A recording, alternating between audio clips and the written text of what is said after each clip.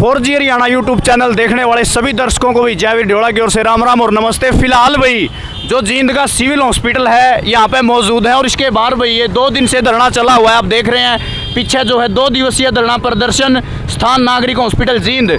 जो आप सभी को पता है कि जींद हॉस्पिटल में कितनी खामियां हैं, ना डॉक्टरों की कमी है और भी तरह तरह की समय पर दवाइयाँ नहीं मिलती। डॉक्टर दवाई लिख देते हैं तो वो बाहर से लेनी पड़ती है।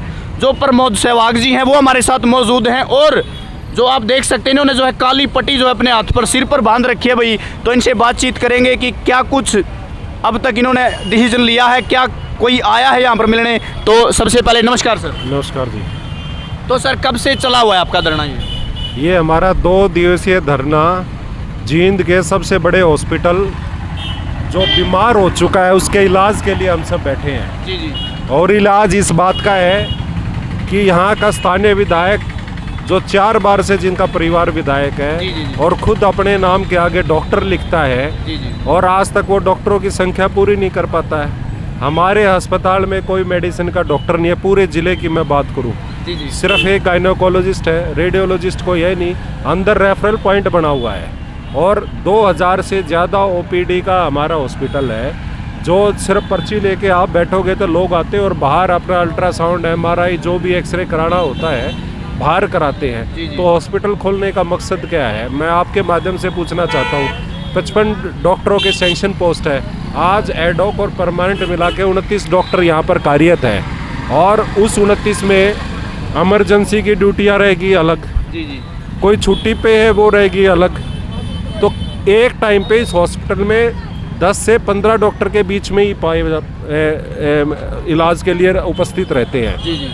तो इस बीमार हॉस्पिटल का ये सरकार इलाज कब कराएगी, हम इसलिए धरने पर बैठे हैं। जी जी। वैसे बताया सर ये भी जा रहा है कि हर जींद में मतलब कोई बड़ा हॉस्पिटल भी बन रहा है। बताया क्या जा रहा है, ये तो 8 साल से कह रहे हैं कि पीजीआई बना रहे हैं। उस पीजीआई के हमने 2 बार खट्टर साहब को काले झंडे भी दिखाए, उन्होंने हमें गिरफ्तार भी किया, लेकिन आज तक वो कंप्लीट नहीं हुआ। कब तक वो कंप्लीट हो जाएगा? बयानबाजी चलती है, अखबारों में आता है, विधायक ये कहता है ये मैंने पास करा लिया, मैं इतने पैसे लेके आया।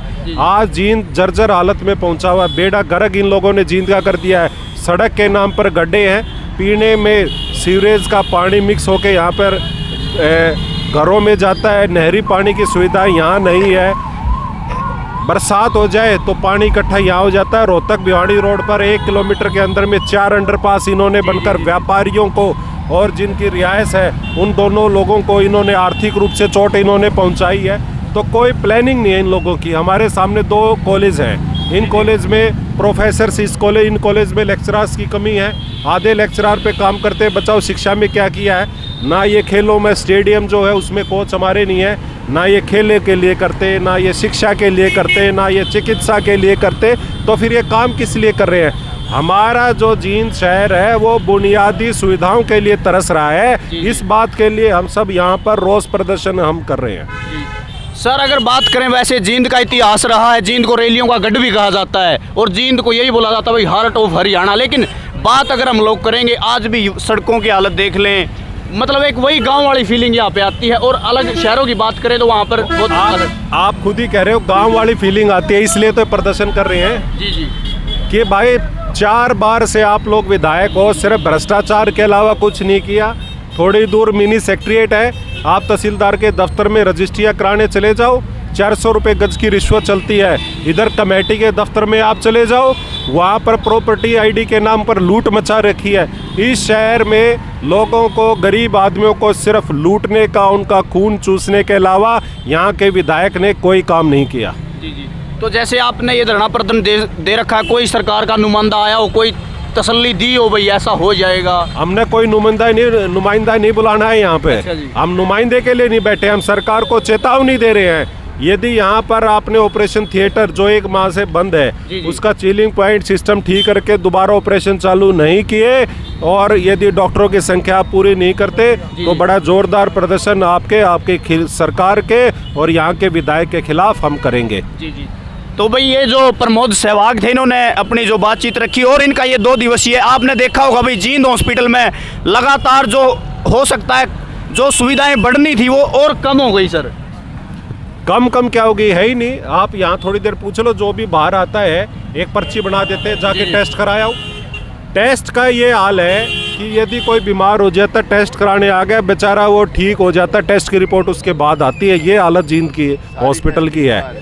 ठीक है, किसकी साठगांठ है कि यहाँ पर रेडियोलॉजिस्ट नहीं आता? किसकी साठगांठ है मेडिसिन का डॉक्टर नहीं आता? किसकी साठगांठ है पूरे जींद जिले में एक सिर्फ महिलाओं के लिए गायनोकोलॉजिस्ट एक ही डॉक्टर है? ये मिली भगत है यहाँ के विधायक की और प्राइवेट हॉस्पिटलों की। इस मिली भगत के कारण यहाँ पर डॉक्टर नहीं आ पाते, और विधायक कहते हैं भाई डॉक्टर जींद में इसलिए नहीं आना चाहते क्योंकि यहाँ पर सुविधाएं नहीं है। यही तो हम कह रहे हैं, आप अपने मुंह से दोहरी बात कर रहे हो ना। आप डॉक्टर लेके आते, कमीशन खोर आदमी हो। दूसरी तरफ आप देखो तो इधर से आप जो कहते हो भाई इंफ्रास्ट्रक्चर नहीं है, ये जिम्मेदारी किसकी थी? आप तो अरबों रुपए इस जींद शहर के लिए लेके आए, कहाँ गए वो? किसने भ्रष्टाचार किया है? इसका जवाब वो दे। कागजों में तो वैसे लिख दिया जाता है कि पीजीआई बननी शुरू होगी, काम शुरू हो गया, लेकिन ग्राउंड रिपोर्ट देखें तो वही 0 की 0 है सर। भाई ये कंप्लीट कर दे, यही बड़ी बात है। आज उस पीजीआई में जो बिल्डिंग बनने लग रही है उसमें पीने के पानी की कोई व्यवस्था इन्होंने नहीं की। जब शुरू में पीजीआई बन रहा था उसमें हाई टेंशन वायर इन्होंने गुजारी थी, हमने उसका विरोध किया, उसको बंद कराया। लेकिन उसके बाद भी जब हम नहीं होते साइट पे फिर काम चालू कर दिया जाता है। जब पीजीआई का ये हुआ कि भाई पीजीआई मंजूर हुआ, उसके बाद उसी लाइन को जो 6 महीने पहले खड़ी करी थी 15 करोड़ में डिसमेंटल किया गया। ये भ्रष्टाचार के जीते जागते सबूत है। मिड्डा साहब कहते थे इतनी फाइल, मोटी फाइल लेके कि मैं ये मुख्यमंत्री को देने जा रहा हूँ, सारे सबूत लेकर वो जाते थे। आज वो फाइलें कहाँ हैं? कहाँ गई वो विजिलेंस? कहाँ गए खट्टर साहब? कि जींद में इतने व्यापक स्तर पे यदि भ्रष्टाचार हुआ है तो उस भ्रष्टाचार का जिम्मेवार कौन है? मैं आपके माध्यम से यही पूछना चाहता हूँ। जींद में नया बस स्टैंड तो सर बन चुका है, लेकिन अगर पीने के पानी की बात करें तो सर आज भी वहाँ पे स्थायी पीने का पानी नहीं है। भाई कोई प्लानिंग नहीं है, ना कोई प्लानिंग है, ना कोई इन्होंने फ्यूचरिस्टिक जो होता है कि भाई आगे भविष्य में क्या होगा, किस तरह से शहर को डेवलप करना चाहिए, क्या प्लानिंग करनी चाहिए। कोई दिशाहीन व्यक्ति यहाँ का विधायक बना हुआ है जिसको खुद नहीं मालूम कि करना क्या है। कभी तो वो ये कहता है, उसका बड़ा शर्मनाक बयान आप लोगों ने भी सुना होगा, ये कहता है कि भाई जब देश आज़ाद हुआ तो आरएसएस ने मुसलमानों की एक ट्रेन को काटकर यहाँ से पाकिस्तान भेजा था। कितना निंदनीय ये बयान है यहाँ के विधायक का। उल्ट पुल्ट बयान देते रहते हैं, कभी अधिकारियों को आतंकवादी की संज्ञा दे देते हैं, तो उनका क्या करें? मुझे लगता है मानसिक स्थिति उनकी खराब हो चुकी है। तो भाई ये पूरी बातचीत जो है आपने सुनी है, और यहाँ पे ये 2 दिवसीय जो धरना चला हुआ आप देख सकते हैं, काली जो पट्टी है इन्होंने बांध के रोष प्रदर्शन कर रखा है। और जींद हॉस्पिटल की जो खामियां हैं वो आप सुन भी रहे हैं लगातार, और जींद हॉस्पिटल से लगातार आप हमारी वीडियो देखते भी रहते हैं। तो इनका यही कहना है कि भाई जो भी सुविधाएँ हैं, जो भी ऑपरेशन थिएटर है वो दोबारा से ओपन होना चाहिए, क्योंकि हर चीज़ कागज़ों में पूरी हो जाती है, लेकिन ग्राउंड रिपोर्ट की बात करें तो वो 0 की 0 रह जाती है भाई। और आज जींद में बोल रहे हैं पीजीआई बन रही है, लेकिन वो पिछले कई साल से बन ही रही है, अभी तक ऐसा कुछ नहीं कि वो बन के कंप्लीट हो चुकी है। फिलहाल यहाँ पर जो डॉक्टर होने चाहिए थे वो है नहीं। तो फिलहाल ये तस्वीरें आप हमारे चैनल के माध्यम से देख रहे थे। आपकी क्या कुछ राय है भाई, क्या होना चाहिए था, क्या नहीं? तो आप अपनी राय हमें कमेंट बॉक्स के जरिए ज़रूर दे देना। आगे और मिलेंगे एक नई अपडेट के साथ, तब तक के लिए जय हरियाणा।